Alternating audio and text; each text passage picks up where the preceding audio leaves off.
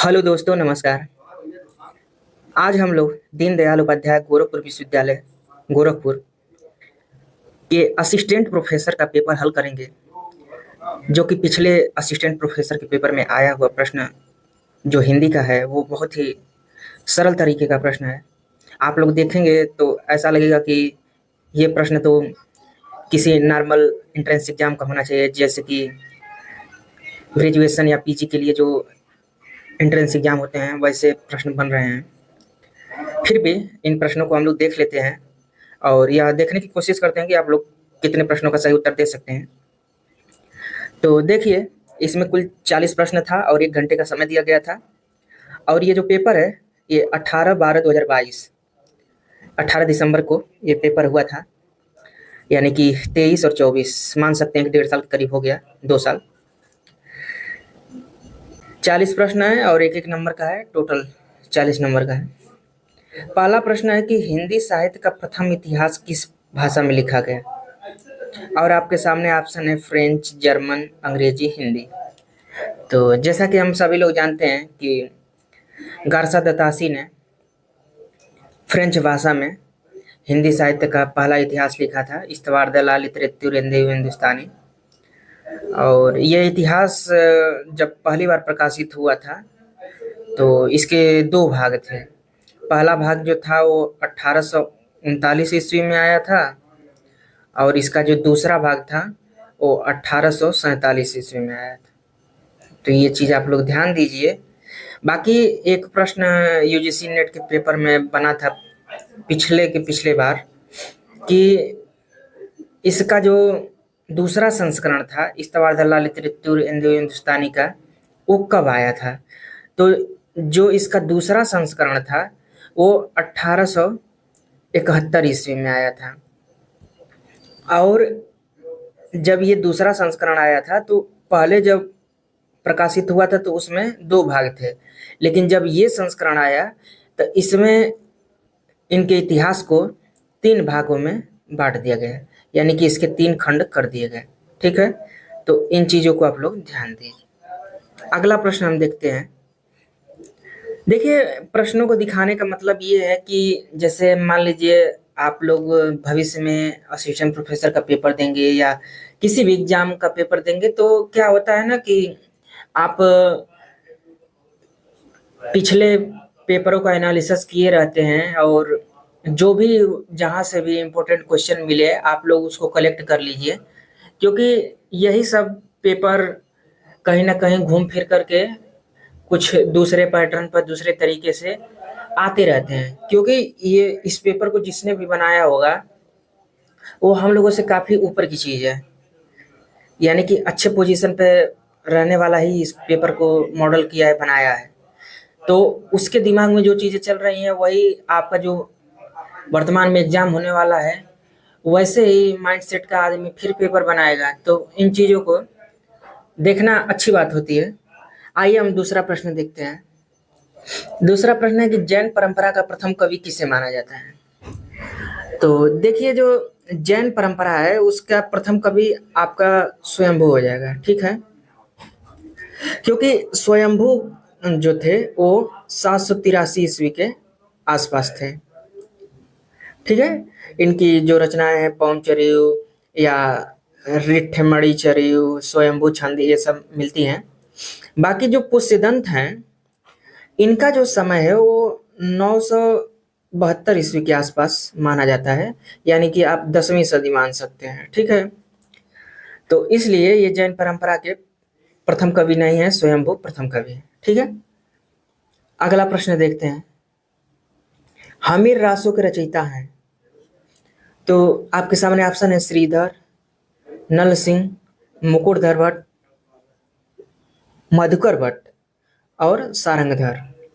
तो तीसरे नंबर का आपका सही उत्तर हो जाएगा option number D, Sarangdhar. Sarangdhar ने ही हमीर रासों की रचना की। बाकी एक इसमें अपवाद देखने को मिलता है, जो कि राहुल संकृत्यान जी ने बताया था कि हमीर रासों को जज्जल ने लिखा है। तो ये चीज भी आप लोग ध्यान दीजिए कि जज्जल को हमीर रासों का रचनाकार कौन मानता है, तो आपके राहुल संकृत्यान। अगला प्रश्न, प्रश्न नंबर 4 कि कबीर वाणी का संग्रह निम्न में से किसने किया? सुंदरदास, धर्मदास, लालदास, जंभनाथ। तो जो कबीर वाणी है उसका संकलन धर्मदास ने किया। ये कबीरदास के चेले थे, उनके शिष्य थे, जो कि कबीर वाणी का संग्रह बीजक नाम से इन्होंने किया था। बीजक के 3 पाठ थे, साखी, शबद, रामायणी। और बीजक कब आया था? तो 1464 ईस्वी के आसपास। ठीक है। अगला प्रश्न देखते हैं, प्रश्न नंबर 5। लिखा है कि काल के अनुसार निम्नलिखित आचार्यों का सही अनुक्रम है। ये आपके सामने देखिए 4 ऑप्शन है, आप लोगों को बताना है कि सही अनुक्रम में कौन सा है। तो देखिए काव्य शास्त्र यदि आप पढ़े होंगे तो बहुत आसानी से इस प्रश्न को कर सकते हैं। इसमें एलिमिनेट मेथड बहुत उपयोगी होता है ऐसे सीक्वेंस वाले क्वेश्चन के लिए। तो देखिए आपका तीसरा ऑप्शन सही हो जाएगा। जो आपके भामा हैं वे 6वीं सदी में हैं। उसके बाद जो ये दंडी हैं, ठीक है, दंडी दंडी का जो समय है वो 7वीं सदी है। उसके बाद आनंदवर्धन, आनंदवर्धन 9वीं सदी है। और कुंतक, कुंतक 10वीं सदी है। ठीक है। तो ये चीज़ें आप लोग अगर नोट करने की इच्छा हो तो नोट कर लीजिए, बाकी देख सकते हैं। अगला प्रश्न है प्रश्न नंबर 6 कि निम्न में से किसने पैरोड़ी, स्यापा, गाली, लावनियों की रचना की थी? ऑप्शन है बद्रीनाथ चौधरी, प्रेमगन, दूसरा है भारतेंदु, तीसरा है प्रताप नारायण मिश्र, चौथा है राधा कृष्ण दास। 6वां नंबर का आप लोग से उत्तर बताने का प्रयास करें। तो देखिए पैरोड़ी, स्यापा, गाली और लावनिया भारतेंदु हरिश्चंद्र ने लिखा है। ठीक है। अगला प्रश्न, प्रश्न नंबर 7 निम्न में से किसे हिंदी भाषा का पाणिनि कहा जाता है? ये थोड़ा सा कंट्राडिक्शन वाला प्रश्न है, बाकी ऑप्शन के हिसाब से आप लोग बताइए। ग्रियर्सन, धीरेन्द्र वर्मा, भागीरथ मिश्र, कामता प्रसाद गुरु। तो देखिए यहाँ तो कामता प्रसाद गुरु सही हो जा रहे हैं। ठीक है। बाकी हिंदी व्याकरण का पाणिनि किशोरीदास वाजपेयी को भी माना जाता है। ये हिंदी भाषा का पाणिनि है, हिंदी व्याकरण का पाणिनि, हिंदी व्याकरण का पाणिनि किशोरीदास वाजपेयी को माना जाता है।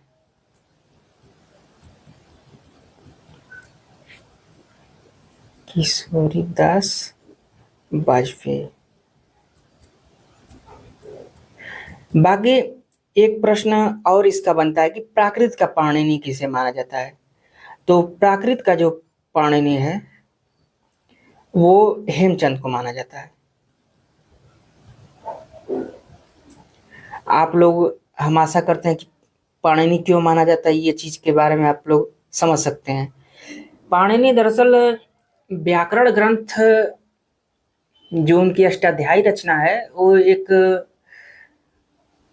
एक आधार स्तंभ के रूप में है, जो कि व्याकरण में बहुत ही प्रसिद्ध रचना मानी जाती है।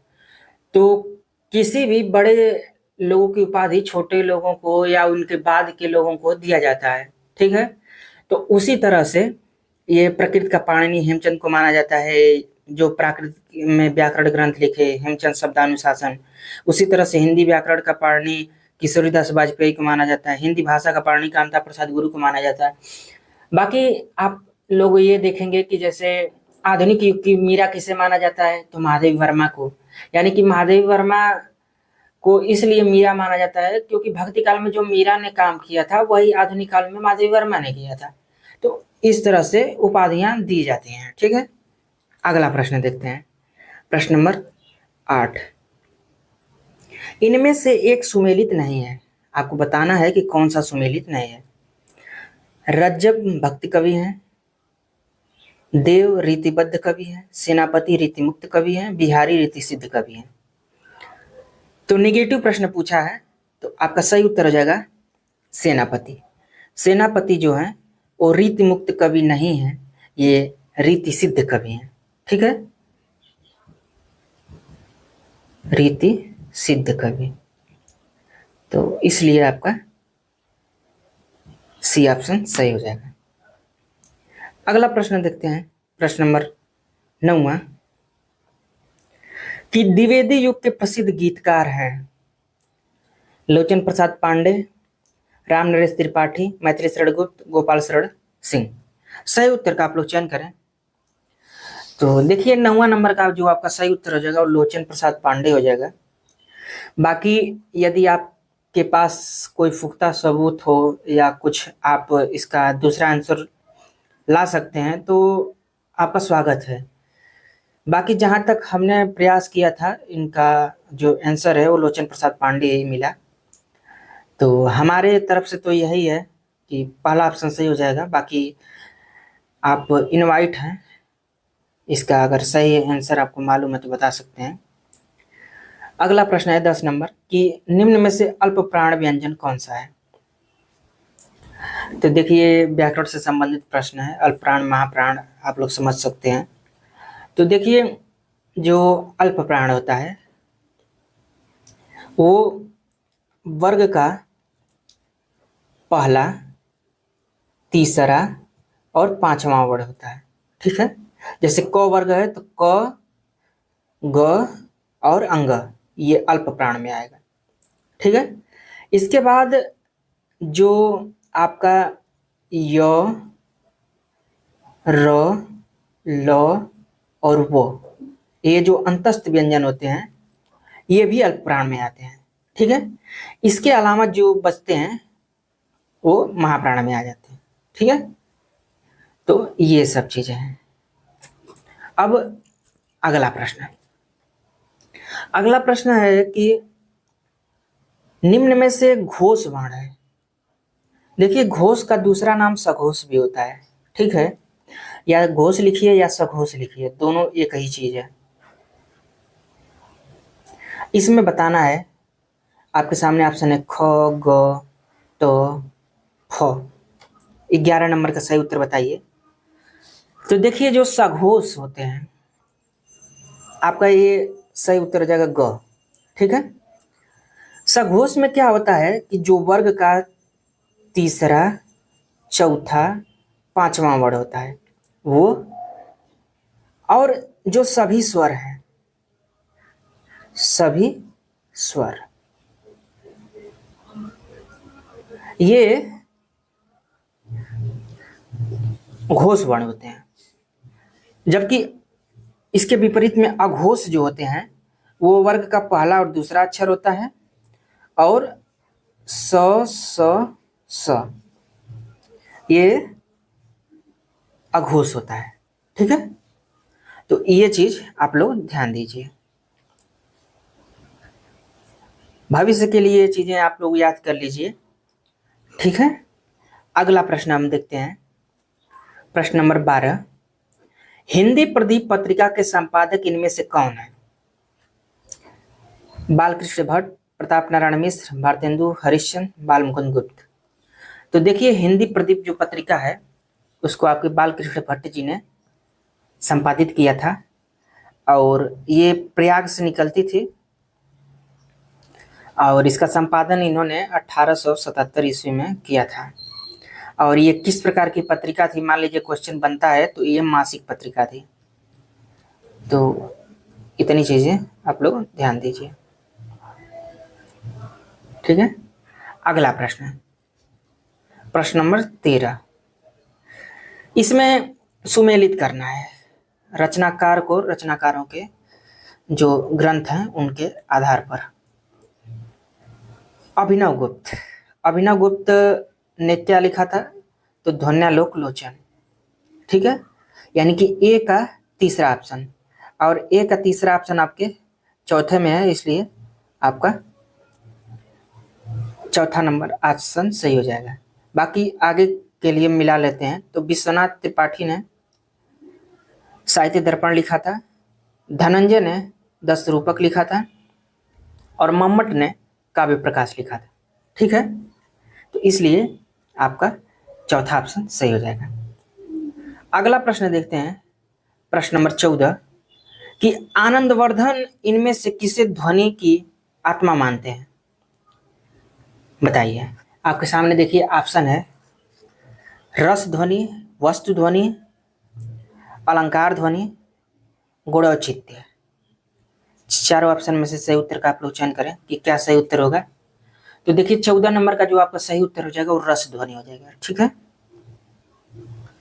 इन्होंने रस ध्वनि को ही काव्य की मतलब ध्वनि की आत्मा माना है। अगला प्रश्न,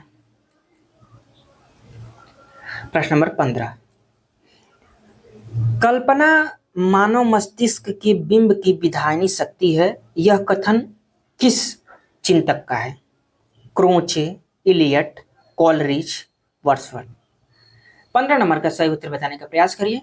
तो आपका सही उत्तर हो जाएगा कॉलरिज। कॉलरिज ने ही कहा था कि कल्पना मानव मस्तिष्क के बिंब की विधायनी शक्ति है। अगला प्रश्न है कि रुय्यक इनमें से किस ग्रंथ के रचयिता है? रुय्यक ने कौन सा ग्रंथ लिखा? कुवलयानंद, अलंकार सर्वस्व, काव्यादर्श, काव्यालंकार। सही उत्तर का बताइए। तो आपका सही उत्तर हो जाएगा अलंकार सर्वस्व। दोस्तों, यदि हमारी वीडियोज आपको अच्छी लग रही हो तो please like, share, subscribe, comment. बाकी हम ऐसे ही वीडियो बनाने के प्रयास करेंगे और आगे इसी तरह से इम्पोर्टेंट जो भी चीज़ें हैं उस पर वीडियो आपको मिलती रहेगी। तो आप लोग हमसे जुड़े रहे, इसके लिए आप लोग सब्सक्राइब कर लें हमारा चैनल। ठीक है, धन्यवाद।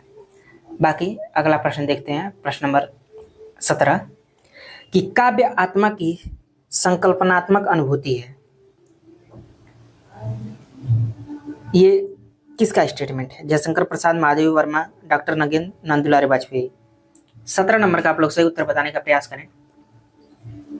तो 17 नंबर का आपका सही उत्तर हो जाएगा जयशंकर प्रसाद। इन्होंने कहा था कि काव्य आत्मा की संकल्पनात्मक अनुभूति है जिसका संबंध विश्लेषण या विज्ञान से नहीं होता है। ये इसके आगे की पंक्ति है, बाकी इतना ही पंक्ति देकर के पूछ दिया गया था कि किसका स्टेटमेंट है। ठीक है, अगला प्रश्न देखते हैं, प्रश्न नंबर 18 यह है कि संविधान के किस अनुच्छेद में देवनागरी लिखित हिंदी को संघ की राजभाषा घोषित किया गया है? आपके सामने देखिए ऑप्शन है 342, 341, 343, 344। ये अनुच्छेद दिए गए हैं, आप लोग सही उत्तर बताइए। तो 18 का आपका सही उत्तर हो जाएगा 343 खंड 1। इसमें ही देवनागरी लिखित हिंदी को संघ की राजभाषा घोषित किया गया। ठीक है, अगला प्रश्न, प्रश्न नंबर 19 मानक हिंदी का क्रम क्या है?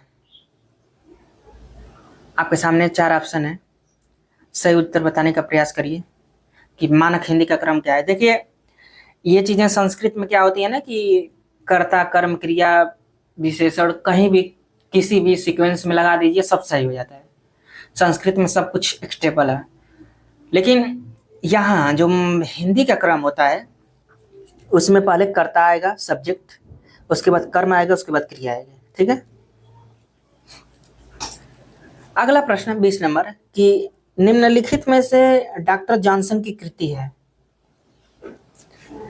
आपके सामने देखिए ऑप्शन है, सही उत्तर का आप लोग चयन करें कि किसने ये डॉक्टर जॉनसन ने किस कृति को लिखा है। 20 नंबर का क्या उत्तर सही होगा? तो देखिए, इसका हमने आंसर खोजने का बहुत प्रयास किया है लेकिन मिला नहीं। देखिए, साइंस एंड पोएट्री जो है ये रिचर्ड्स ने लिखा था, तो ये तो नहीं होगा। बाकी एस्थेटिक जो है आपके क्रोचे ने लिखा था, तो ये भी नहीं होगा। बाकी आपके सामने 2 ऑप्शन हैं, अगर आपको मालूम हो तो इसका आंसर कमेंट सेशन में जरूर बताएं, ये आपके लिए है। बाकी अगला प्रश्न देखते हैं 21 नंबर कि पंडित माखनलाल चतुर्वेदी ने किस पत्र का संपादन किया था? कर्मवीर, आज, प्रतीक, सरस्वती। 21 नंबर का सही उत्तर बताइए। तो देखिए, जो माखनलाल चतुर्वेदी हैं वो कर्मवीर पत्रिका को संपादित किए थे कब किए थे? तो 1920 ईस्वी में इन्होंने कर्मवीर पत्रिका को संपादन किया था। ये पत्रिका जबलपुर से निकलती थी। कभी कभी प्रश्नों में ये भी पूछा जाता है कि ये पत्रिका कहाँ से निकलती थी या यह पत्रिका किस प्रकार की थी, तो ये साप्ताहिक थी। तो इन चीज़ों को आप लोग ध्यान दीजिए। अगला प्रश्न, हिंदी के प्रथम पत्र का प्रकाशन वर्ष क्या है? पहला हिंदी का पत्र जो निकला था वो कब निकला था? 1825, 1826, 1827, 1829।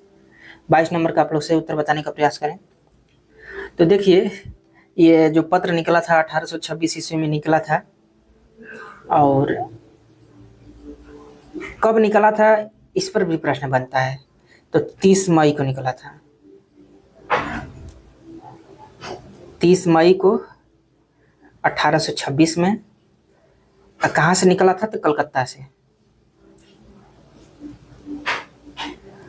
और किस प्रकार का पत्र था? तो साप्ताहिक था। और मान लीजिए पूछ दिया गया कि किसने निकाला था?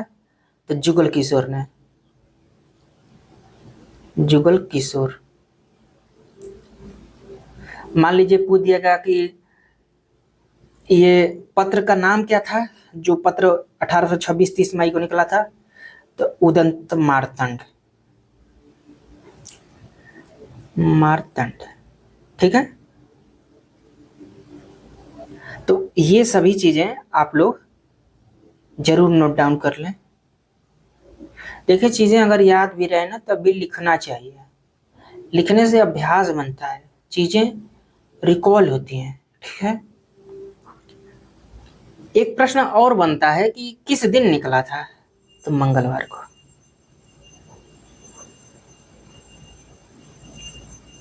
हम आशा करते हैं कि इन सब चीजों के बारे में आपको जानकारी रही होगी। अगर नहीं है तो आपके लिए अच्छी बात है तो आपका रिकॉल हो गया। अगला प्रश्न 23 नंबर, ट्रेजेडी का लेखक हमारे विवेक को नष्ट कर हमारी वासनाओं को जागृत करता है, यह कथन किसका है? कोलरिज, अरस्तु, प्लेटो, लोंजाइनस। 23 नंबर का आप लोग सही उत्तर बताने का प्रयास करें तो आपका सही उत्तर हो जाएगा प्लेटो। अगला प्रश्न है कि भारत का प्रथम समाचार पत्र कौन है? देखिए, वो जो समाचार पत्र था वो हिंदी का था, ठीक है।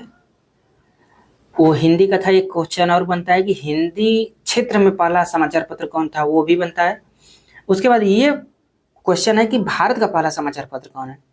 Bengal Hindi gazette, Hindustan, Times of India, the Rising Sun. तो सही उत्तर बताइए। तो 24 का जो आपका सही उत्तर हो जाएगा, बंगाल का हिंदी गजट जो था वो पहला समाचार पत्र था जो कि 1780 में निकला था। अगला प्रश्न है कि सरस्वती पत्रिका के संपादक इनमें से कौन थे? संस्थापक और संपादक दोनों पूछा है, ठीक है। तो इस बात का आप लोग ध्यान जरूर दीजिए। लाला श्रीनिवास दास, श्याम सुंदर दास, बालकृष्ण भट्ट, महावीर प्रसाद द्विवेदी। तो देखिए, आपका सही उत्तर हो जाएगा श्याम सुंदर दास। ये संस्थापक और संपादक दोनों थे। बाकी 1903 में महावीर प्रसाद द्विवेदी ने सरस्वती का कार्यभार संभाला था। तो ये सब चीज़ें तो आप लोगों को मालूम ही होगी। पहले सरस्वती पत्रिका यहाँ आपके इलाहाबाद से निकलती थी, प्रयाग से, और प्रयाग से इंडियन प्रेस से निकलती थी। बाद में इसको काशी शिफ्ट कर दिया गया। तो ठीक है, ये सब चीज़ें।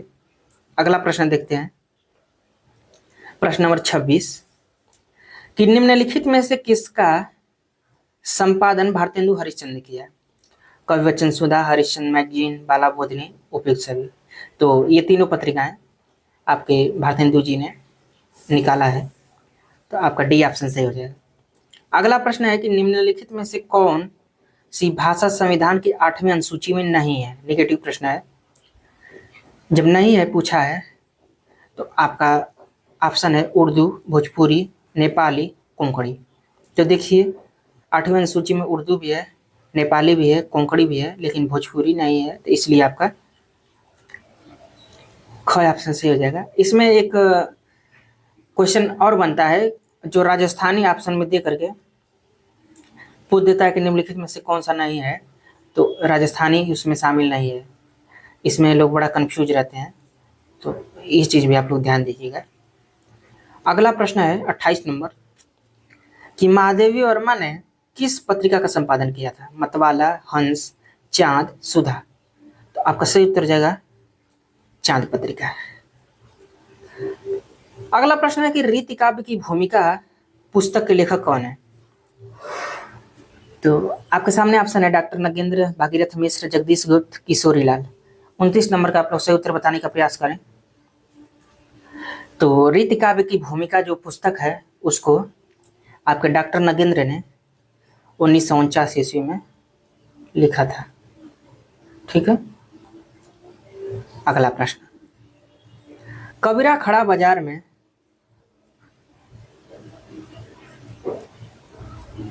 ये नाटक के लेखक कौन है?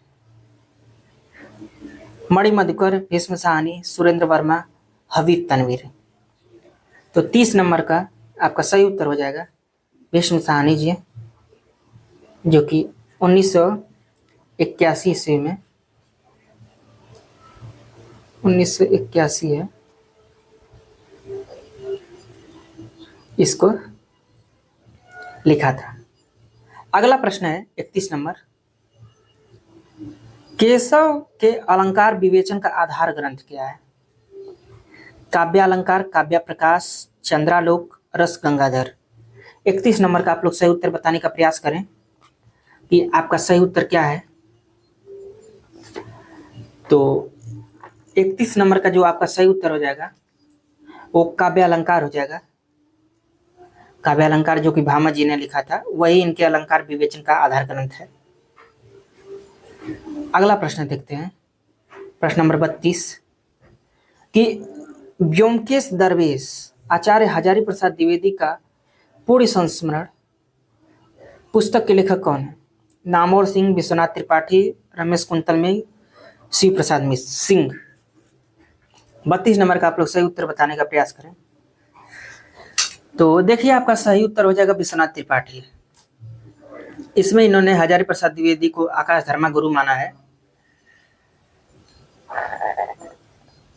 अगला प्रश्न, पंत और पल्लव निबंध के लेखक कौन है? 33 नंबर का सही उत्तर बताने का प्रयास करें कि पंत और पल्लव निबंध किसने लिखा था। आपके सामने ऑप्शन है पंत, निराला, महादेव वर्मा, प्रसाद।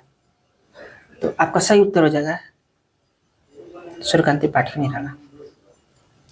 अगला प्रश्न, झरना काव्य संग्रह के रचयिता कौन है? तो ये तो बहुत ही सरल सा प्रश्न हो गया। आपके जयशंकर प्रसाद ने झरना काव्य संग्रह की रचना किया है। अगला प्रश्न है कि करबला नाटक के लेखक कौन है?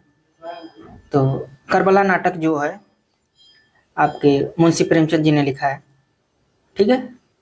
अगला प्रश्न, दोहा प्रकाश के रचयिता कौन है? हमको लगता है कि दोहा प्रकाश ना होकर के दोहा कोश होना चाहिए। ठीक है, दोहा कोश। और दोहा कोश की रचना जो है आपके सराप्पा ने किया था। बाकी दोहा प्रकाश रचना हमें नहीं लगती है कि कोई है, बाकी होगी तो आप लोग कमेंट में जरूर बताएं।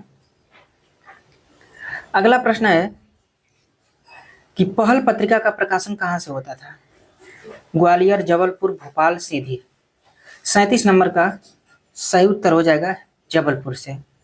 देखिए ये जो पहल पत्रिका थी ये ज्ञान रंजन निकालते थे। ठीक है, ज्ञान रंजन निकालते थे जबलपुर से, और कम निकालते थे तो 1960 ईस्वी से इसको निकाले। और ये कैसी पत्रिका थी? तो ये त्रैमासिक पत्रिका थी। त्रैमासिक का मतलब कि 3 महीने में एक बार निकलती थी। ठीक है, पत्रिकाओं के ये सब प्रकार है। अगला प्रश्न कि पृथ्वीराज रासो के रचनाकार हैं। तो पृथ्वीराज रासो आपके चंद्रवरदाई जी ने लिखा है। अगला प्रश्न 39 नंबर, भाषा और समाज पुस्तक के लेखक कौन है? नामवर सिंह, भोलानाथ तिवारी, रविन्द्रनाथ श्रीवास्तव, रामविलास शर्मा। तो भाषा और समाज आपके रामविलास शर्मा जी ने 1961 ईस्वी में लिखा था। तो आपका डी ऑप्शन सही हो जाएगा। अगला प्रश्न है 40 नंबर कि इनमें से कौन खंड स्वनिम है? बताइए। आपके सामने देखिए 4 ऑप्शन है, सही उत्तर का चयन करिए। खंड स्वनिम पूछा है। देखिए आपके सामने स्वर, सुर, बलाघात, मात्रा, ये चारों ऑप्शन दिए गए हैं। आपका सही जो उत्तर हो जाएगा वो हो जाएगा स्वर। ठीक है। देखिए स्वनिम क्या होते हैं, वो 2 प्रकार के होते हैं। एक होता है खंडात्मक, ये चीज देख लीजिए, आपके लिए बहुत हेल्पफुल होगा। और एक होता है अधिक खंडात्मक। अधिखंडात्मक, तो देखिए अधिखंडात्मक में आपके मात्रा, बलाघात और आपका सुर भी आता है। सुर, संहिता, अनुपात, ये सब चीजें आती हैं अधिखंडात्मक में। ये स्वनिम के 2 प्रकार हैं। खंडात्मक में क्या आता है, इनमें स्वर और व्यंजन आता है। स्वर, व्यंजन, जिस स्वनिम का खंड किया जा सके। ठीक है। तो ये चीज आप लोग जरूर ध्यान दीजिएगा। बाकी यहाँ पे सब कुछ बताना संभव नहीं है कि खंडात्मक कैसे होगा, अधिखंडात्मक कैसे होगा। तो दोस्तों यहाँ तक देखने के लिए आप लोगों का बहुत धन्यवाद। हम लोग फिर मिलेंगे नए वीडियो में नए टॉपिक के साथ। नमस्कार।